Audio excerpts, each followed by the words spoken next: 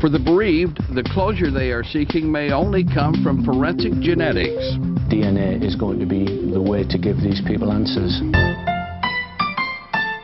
The directions for a human being are written in code, 3 billion letters long. These instructions tell our bodies how to live, how to grow, how to die. Researchers call this code the sequence.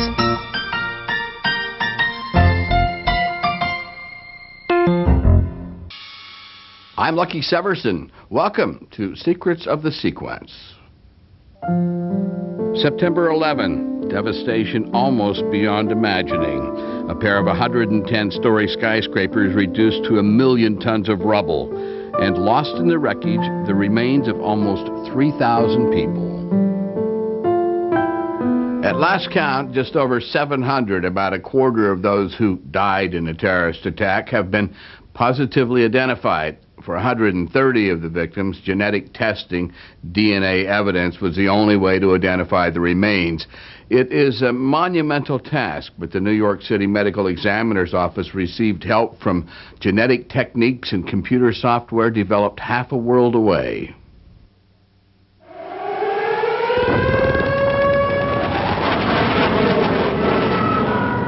In July 1995, Bosnia was at war.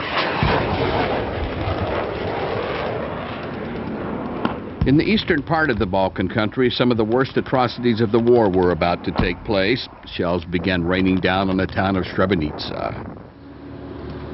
At least 7,000 Muslim men and boys vanished over a 5-day period as Srebrenica fell to the Bosnian Serbs.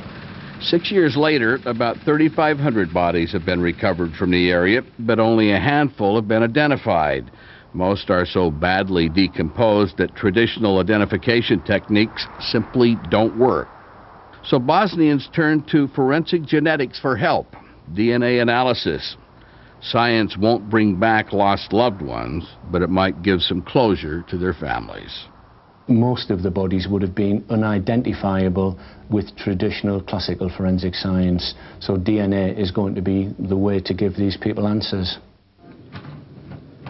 Mevlida Masic and her husband Azim and their 5 children were living in Srebrenica at the time of the attack. It was fire from everywhere. We couldn't figure out from where. Grenades, shotguns, everything.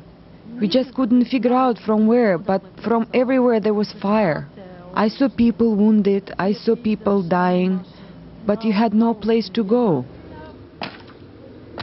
During all the confusion that followed, Mevlida and her children were separated from her husband. That morning, July 11th, was the last time she'd ever see him. Mevlida's father and brother are also missing. It is very hard for me because I would like to know if they are alive, or they are missing, or where they are.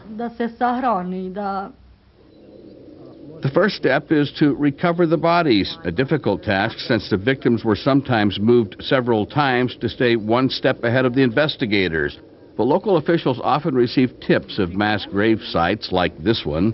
Then comes the terrible task of exhuming the remains. The workers dig up boots, clothing, and body parts. Once the remains are located, they are transported to morgues.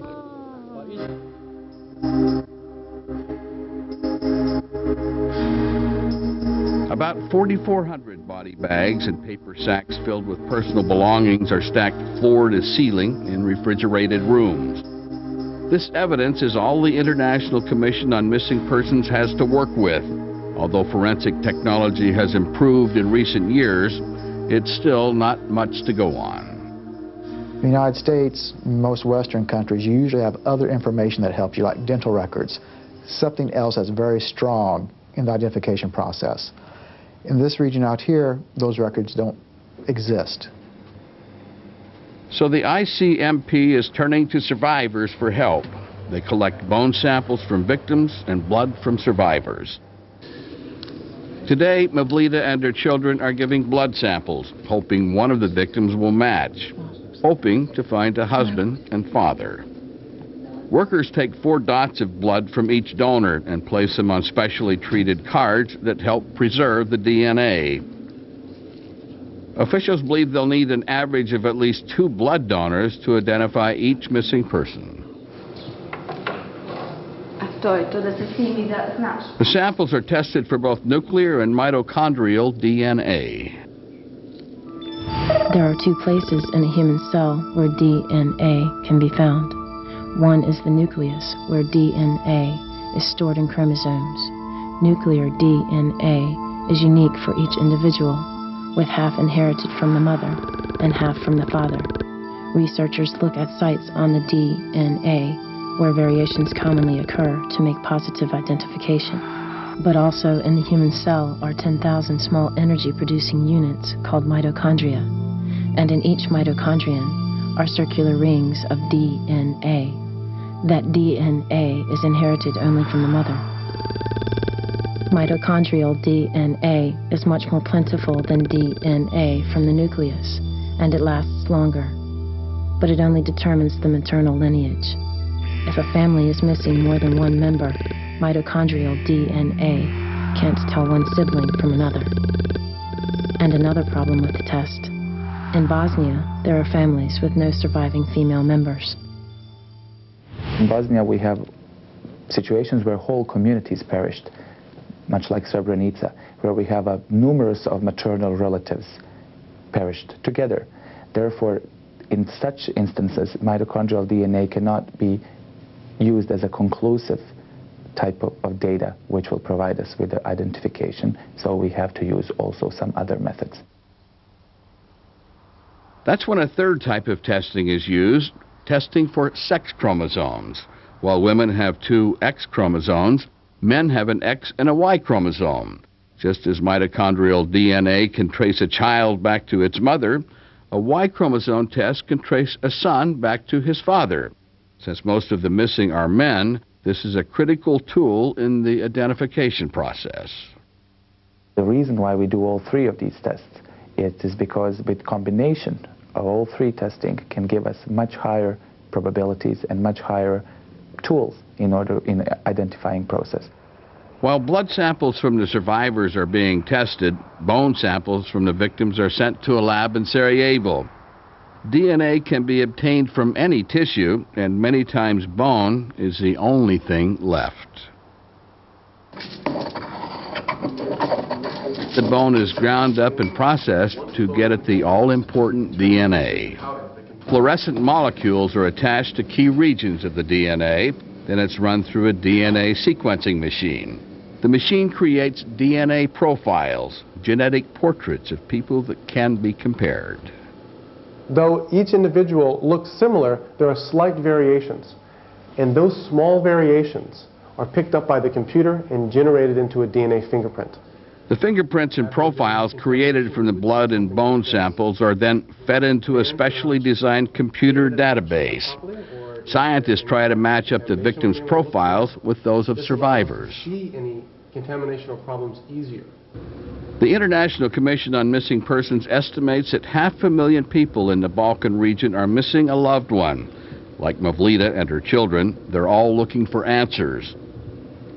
Mavlida hopes the blood samples she and her children donated will help investigators find out what happened to her husband, her father, and her brother.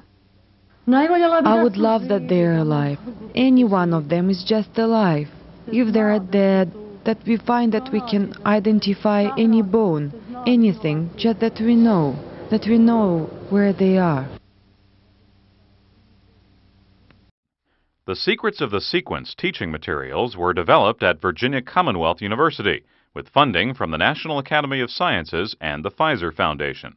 The original public television series, Secrets of the Sequence, was produced by Ward Television with funding from Pfizer, the Pfizer Foundation, Oracle, and the Council for Biotechnology Information.